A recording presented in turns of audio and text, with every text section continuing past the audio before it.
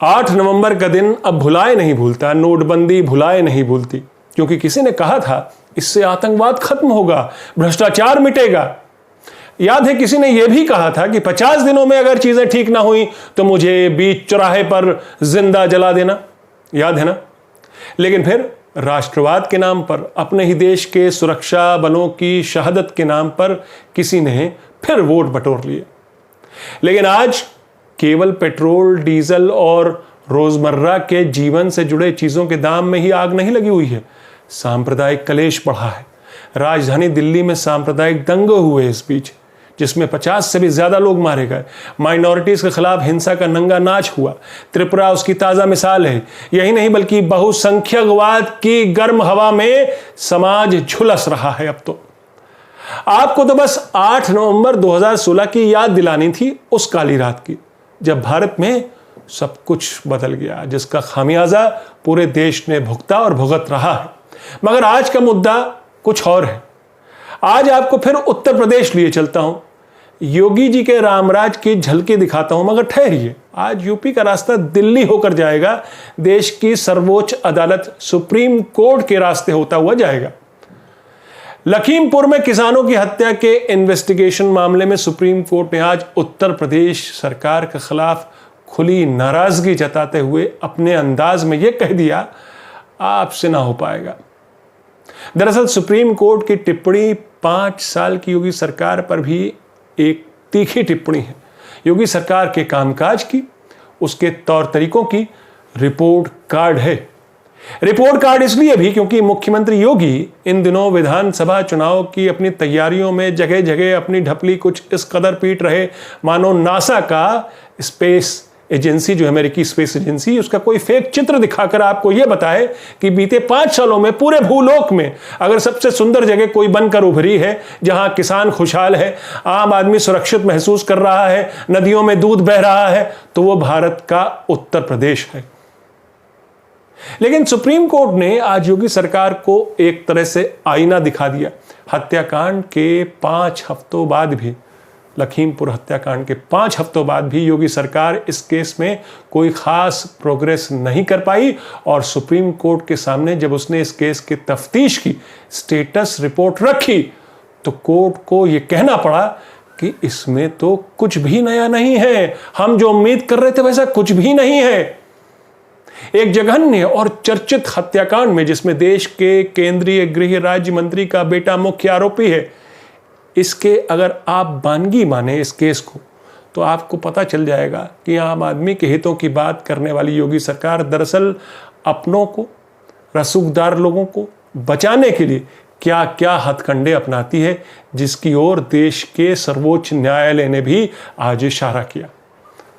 नमस्कार, मैं हूं आपका न्यूज़बाज प्रभात शुंगलू। मेरा आज का सवाल, क्या लखीमपुर हत्याकांड में योगी सरकार मुख्य आरोपी को बचा रही है? अपने जवाब हां या ना में जरूर दीजिएगा। सुप्रीम कोर्ट ने लखीमपुर किसानों की हत्या के मामले में हो रही तफ्तीश को लेकर न सिर्फ योगी सरकार के रवैये पर नाराजगी जताई, बल्कि अविश्वास भी जताया। सुप्रीम कोर्ट ने पूछा कि केवल आशीष मिश्रा का ही मोबाइल मिला आपको अब तक, बाकी आरोपियों के मोबाइल का क्या हुआ? हमने आपको 10 दिन का समय दिया, उसके बावजूद आप लैब रिपोर्ट तक नहीं दे पाए।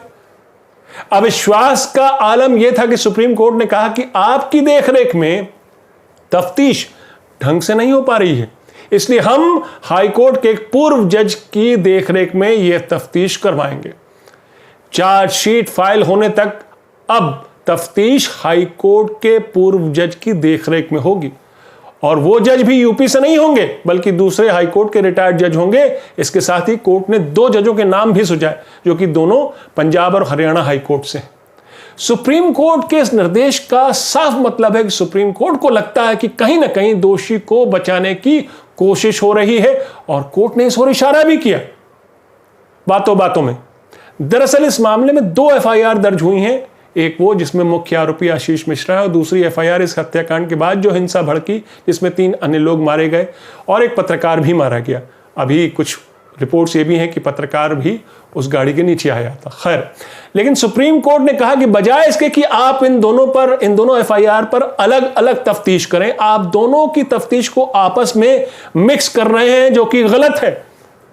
जस्टिस सूर्यकांत ने कहा, हमें ये कहते हुए दुख हो रहा है कि प्रथम दृष्टया ऐसा लगता है कि एक विशेष आरोपी को 2 एफआईआर को ओवरलैप करके लाभ दिया जा रहा है। एक एफआईआर में जुटाए गए सबूत दूसरे में इस्तेमाल किए जाएंगे। एक आरोपी को बचाने के लिए दूसरी एफआईआर में एक तरह से सबूत इकट्ठे किए जा रहे हैं। आपको तो पता है 3 अक्टूबर को किसानों की एक रैली में 2 गाड़ियां चढ़ा दी गई थी लखीमपुर में। इनमें से एक गाड़ी में केंद्र सरकार में गृह राज्य मंत्री अजय मिश्रा टेनी के बेटे आशीष मिश्रा भी थे, जो इस हत्याकांड में मुख्य आरोपी हैं। 4 किसान गाड़ी के नीचे आकर मारे गए, एक पत्रकार भी, ये रिपोर्ट भी आई, और उसके बाद हुई हिंसा में 3 अन्य लोग मारे गए।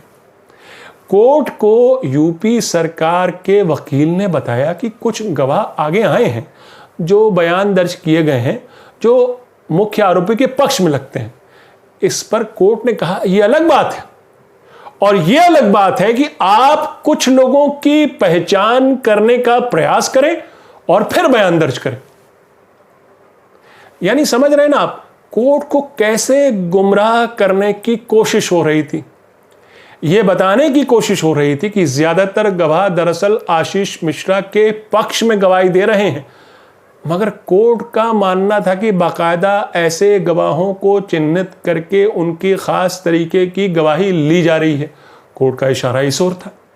इसलिए कोर्ट ने एक रिटायर्ड हाई कोर्ट जज की देखरेख में अब ये तफ्तीश सौंप दी है। यानी एक तरह से स्पेशल इन्वेस्टिगेशन टीम से ये जांच तो वही करेगी, लेकिन निगरानी होगी एक पूर्व हाई कोर्ट के जज के तहत।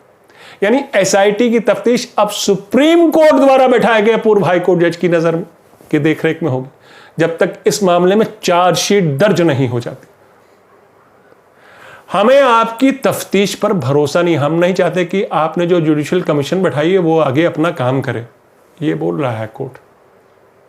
क्योंकि मुख्य आरोपी के तौर पर बीजेपी नेता केंद्रीय मंत्री के बेटे का नाम आ रहा था, इसलिए उत्तर प्रदेश की यूपी पुलिस ने शुरू से इस मामले में लचर रवैया अपनाया। वो मुख्य आरोपी को गिरफ्तार नहीं कर पाई। 8 दिन बाद, इस घटना के 8 दिन बाद 11 अक्टूबर को आशीष मिश्रा ने सरेंडर किया, वो भी अदालत के दबाव में।